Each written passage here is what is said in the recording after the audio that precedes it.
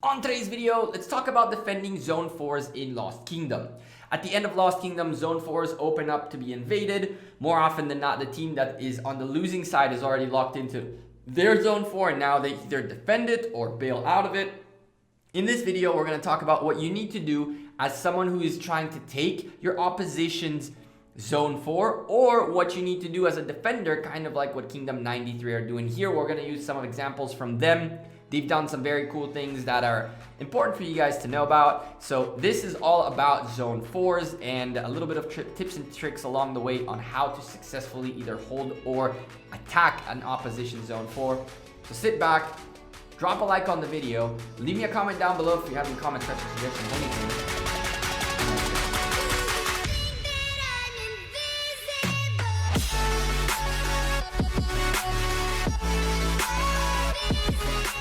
Hey there YouTube, welcome back to Gekko Gaming. For a few days now, Kingdom 93 have been holding very well to their Zone 4, and I've realized nobody really talked about the end of KVK. What happens at the end of Lost Kingdom when it's time to start racking up rewards and taking zones? As part of end of KVK rewards, two of the most important buildings are the Crusader camps and the Crusader fortress of other kingdoms. By taking other kingdoms' camps and fortress, you actually get more rewards. This is why Kingdom 93, for example, have decided they're locking in their Zone 4. They're not going to let the opposition get the extra rewards out of their own buildings. A lot of kingdoms have done this in the past unsuccessfully. I've not seen many who have held Zone 4 as well as Kingdom 93 have. And we're going to look at their setup. We're going to talk about defending. We're going to talk about offense, how to overcome some things in here. But let's start with why. The basics of why are you don't want to let the opposition get more rewards. That's pretty much that. How is more important than why, really, because the how has to do with the situation that you find yourself in. Kingdom 93 made a strategic retreat at some point, which means that they did not deplete themselves of all their alliance resources and all of their own resources and troops, and therefore they were able to drop crazy amounts of forts in that zone as well as defend. If you are a kingdom who fought very hard till the last of your troops and now you're getting attacked, well, obviously it'll be much harder for you. If you're out of alliance resources to build fortresses and flags, you're in big trouble.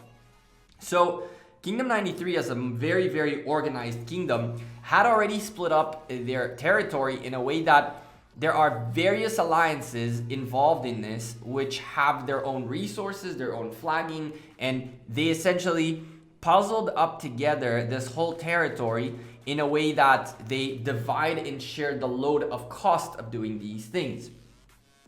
What they did is fairly basic when you look at it from this view, but once we dig in, you'll see some very cool things. They started off by doing the basic forts around the pass. What this is essentially, they've locked in all the territory near the passes with fortresses. So now, in order to build a flag out of the pass, you would need to be able to either drop a flag somewhere that connects this pass's territory with everything else. So ideally, if we take any Kingdom 59, 40, 46, whoever does, takes this pass, then now they gotta drop a flag somewhere in here. What Kingdom 93 did is they didn't only lock in the zone nearby the passes with fortresses and flags, they also dropped a lot of these accounts all over this place. And the idea behind these accounts, I kind of don't know why he is out here, but these guys are definitely more what I was expecting.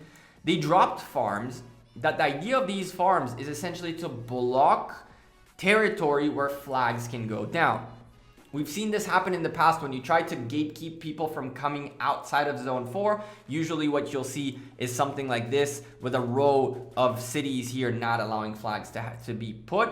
But in this area specifically, Kingdom 93 utilized natural resources like this and that to essentially block the capability of dropping a flag. What we're gonna do here is let's try to teleport. We're obviously not going to be able to. But once we turn on the teleport, you can see a little bit better the territory. And you can see much better how essentially these guys are positioned in ways where they don't leave space for a flag to be dropped. Now, the cool thing is that Kingdom 93 recognized where their natural blocks are, and they added extra blocks like these all over the place. Now, it's impossible to drop a flag in here, and really, even if you take this pass away from them, which they currently own, you still have no way to keep moving forward. The one mistake, it's not a mistake, but the one thing per se that can be done here is that because this flag is a bit too far forward, it connects with the pass territory, which means that if you take this territory, you could rally this flag out. The problem is once you rally this flag out and you burn it, this one is locking the next zone. So what Kingdom 93 did here is they utilized various methods of ensuring that you can't hit them, and when you can hit them and you do beat them and you do take out a flag, you don't gain that much ground. And let me explain a little bit better what that means. When you're placing a flag, you don't only have to think about the placement of the flag like we saw, but you also keep an eye on the territory it covers. Now, by putting this flag in here and locking in all this area, what Kingdom 93 essentially did is they said, okay, if you manage to burn this, and by some miracle you manage to put a flag somewhere in here, that flag's territory is not going to be big enough so that it gets to here. It might get here. I doubt it does. But even if it does get here, it still won't be enough to get here. It still won't be enough to get here. And so what they did is they found areas in which they locked in. Look at this. We have 1, 2, 3, 4, 5, 6 flags and a fortress all within one small zone. But these flags have very little overlap between them. And the idea is to lock in progress. How do you lock a zone 4 from being taken? You lock it not by putting troops and fighting. You lock it by delaying the progress of your opposition. And this is what Kingdom 93 did here. They essentially created an area that even if they don't defend it at all, it'll take quite a few hours to burn every single one of these flags. And you need to burn every single one of these flags to progress. So even if it takes an hour to burn this flag, and let's say 5 minutes to build your own flag, just for the exaggerated commentary, we'll call it. Even in that case, it'll take you 1, probably 2, 3, 4, 5, 6 hours just to clear this whole area out. Add to that another 30 minutes or so worth of building flags, and look where you are. If we're in here, you are only a couple of steps. We're really only a couple of steps. We're right here. This is the fortress. You barely made it even 1/10 of the way to the first reward building, and not to mention to the fortress. So the way you block areas is by creating what you see in here. They have created areas, territories of straight up flags overlapping that would require you to burn every single flag to be able to progress. On top of that, they've left holes in areas that are naturally defended. There are very few little holes that they left that are not naturally defended. And those are actually an even more fantastic play by Kingdom 93. So if you take a look at this zone, you can see that the pass belongs to the folks of NB 103, and they even built a few flags. The problem is they need to get a flag to touch in here, and guess what? Kingdom 93 straight up locked every possibility of dropping a flag anywhere near here. So even though 103 do own the pass and do have flags, and even Kingdom 93 is even sitting on NB flags, even then 93 left no space for a new flag to be built. Now you can see this guy right here is gonna go hunt. He's having his fun. He's looking for people to damage essentially. But there is no way for Kingdom 103 to be able to progress into any other area without either a 93 account moving or a miracle. That's about it. The way Kingdom 93 did this, though, is even cooler than it looks because there were flags here before. There was no way to teleport in here without flags. They teleported with flags. They placed themselves in areas that are relatively close to the flag, and then they deleted the flag. I would assume that the flag that was here was somewhere really in here. This guy wasn't here. It was in here. This was as far as Toiro could port. And then they removed this flag. Or even it got burned by Kingdom 103, which is cool. They might have burned it. But the reason I know they didn't burn it is if they burned the flag, then they could have placed the flag where that one was, and that wouldn't have been good. So 93 dropped the flag here, moved all these accounts into this area, and removed the flag, and then put someone in the place that that flag was. The way that you do this is working from the outside inwards rather than from in out. You start by dropping a flag, teleport in there, remove that flag, and start working inwards. So ideally, a flag was in here. They all ported to here, got rid of this flag, dropped this flag, teleported where the previous flag was, and kept working their way inwards. And this is how you hold into a zone 4 in a nutshell. You can see this NB guy is really looking to hunt. He's looking to punish. And this is the not so much fun part of holding a zone 4, which is the fact that other kingdoms can get these passes mean that they can come in and with marches cause issues, be a pain in the butt. What Kingdom 93 is doing as an offensive thing to it is they have been taking back their passes during the downtime of these kingdoms. They realize Kingdom 46 are not paying attention to the pass, they take it, and now they reinforce it. Same thing goes in here. They take it, they reinforce it, they delay the inevitable. Why is delaying so important? One main important thing. When level 4 passes open up, you have, I believe, like 10 days or 14 days, something crazy, something like that, to essentially get into the zone and get the buildings. This is a game of time. It's not a game of troops anymore. It's about getting in fast and picking up the building before the timer runs out.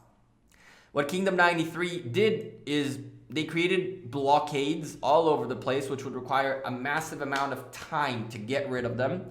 And because they have the strength and power and have the troops to push back, any attempt that was made by any kingdom to do anything was met with a lot of aggression.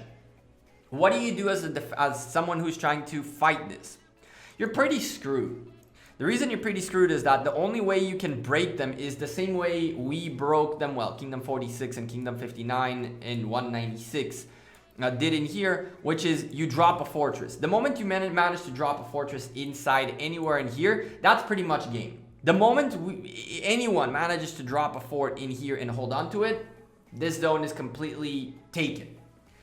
Why is that a problem? It's primarily because to find a place to drop a fortress would require someone from Kingdom 93 to have slipped up, and I can tell you that the folks in Kingdom 93 who do the flagging plans and territory planning don't slip like that. There was one slip, and I believe one fort was attempted to be dropped, but I'm not sure whether they slipped or not. I am very confident that Kingdom 93 left a few pieces of bait. What do I mean by bait? It's clear that to get here, not to mention to get here, you won't be able to get through the pass and flag. So ideally, you want to drop a fortress somewhere in here. What Kingdom 93 I think did was they left areas open somewhere back here, right? Somewhere in here, I don't know, somewhere further in. And that baited Kingdom 103, Kingdom 59, Kingdom 46 to drop fortresses in.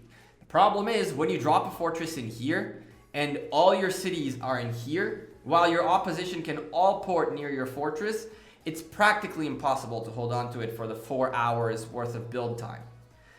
In Zone 5, it was a little bit easier because in Zone 5, they were much more spread around. But now that you're condensed into this small area, much more people are able to show up quicker, and it's just not possible to drop a fort somewhere back here when you have a kingdom like Kingdom 93 holding onto a tremendous area with tons of troops. The way you defend a Zone 4 is by filling it with flags. But even the way you fill it with flags is important. You got to remember that 2 flags next to each other mean nothing if once you burn the left one, I can put a flag that will go around the right one.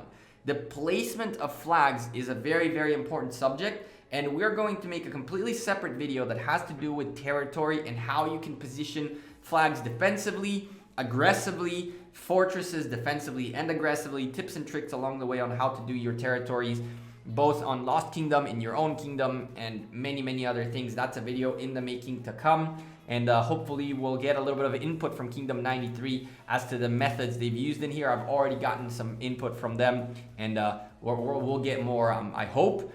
Anyway, defending Zone 4 is all about filling the territory with flags and delaying your opposition. If you have troops to hold on to buildings and flags and things like that, even better, because then you're guaranteeing that things are going to take longer. Every burning flag should be put out and should take another hit if you have the ability to.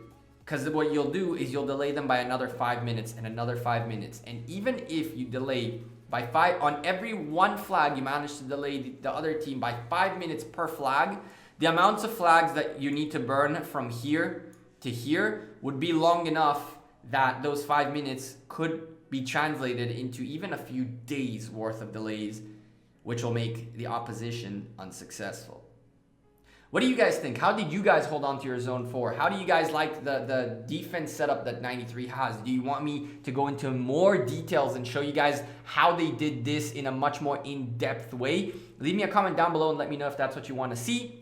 We can definitely go into more of the in-depth of the exact placement of things, as well as talk in general about territory. That's coming up as well. I'm Gekko. I'm out of here. Thank you guys very much for watching this video. If you guys enjoyed it, drop a like on the video, subscribe to the channel, join the Discord, do all that good stuff. I appreciate every single one of you stuck around with the channel. You guys are an awesome community, and we're coming back better and stronger than ever. I'll see you guys sooner rather than later. Take care.